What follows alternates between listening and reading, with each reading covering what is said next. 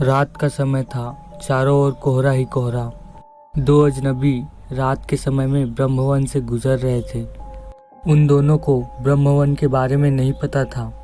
ब्रह्मवन शरणपुर के सबसे डरावनी जगहों में से एक माना जाता है और कहा जाता है कि जो भी वहां जाता है वो कभी वहां से लौटकर नहीं आता। वहां पर सिर्फ लोगों की हड्डियां मिलती हैं।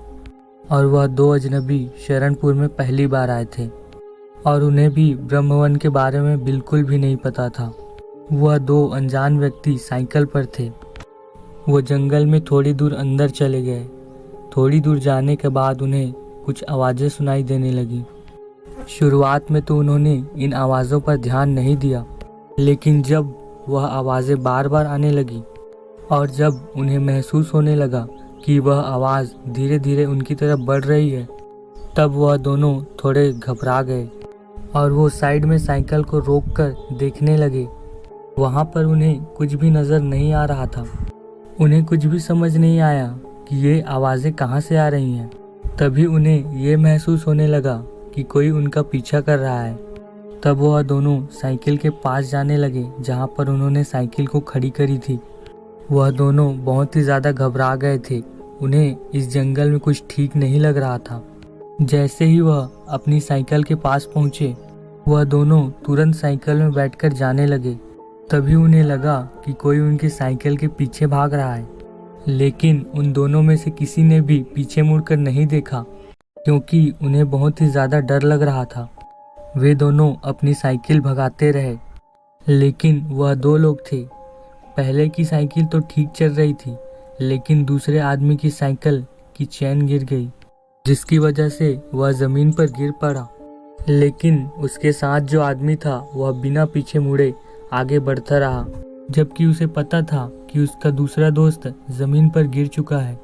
लेकिन उसे अपने जान की चिंता थी, जिसकी वजह से वो आगे बढ़ गया। और जो आदमी साइकिल से गिरा था उसने पीछे मुड़कर देख लिया था। लेकिन जो चीज़ इन दोनों का पीछा कर रही थी वो बहुत ही ज़्यादा खतरनाक थी। उसने उस आदमी की जान ले ली और जो आदमी बच गया उसने थोड़ी दूर जाकर पलट कर देखा, लेकिन उसे पीछे कुछ भी नज़र नहीं आया। यहाँ तक कि उसके पीछे चल रहा उसका दोस्त भी नज़र नहीं आया, जो कि मर चुका था। अब सबको जान की फिक्र होती है। उसने देखा कि उसके पीछे कोई नहीं है तो वह आगे बढ़ चला गया। लेकिन थोड़ी दूर जाने के बाद ही इसको भी उस चीज़ ने पकड़ लिया और इसको भी जान से मार दिया। मैंने आपको अभी सिर्फ उस जंगल में होने वाली घटना के बारे में बताया है। आगे जाकर कुछ ऐसी ही घटना और होने वाली है जिसे देखकर आपके होश उड़ जाएंगे।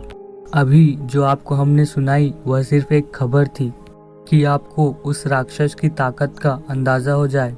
असली कहानी तो इस वीडियो के दूसरे पार्ट में आने वाली है।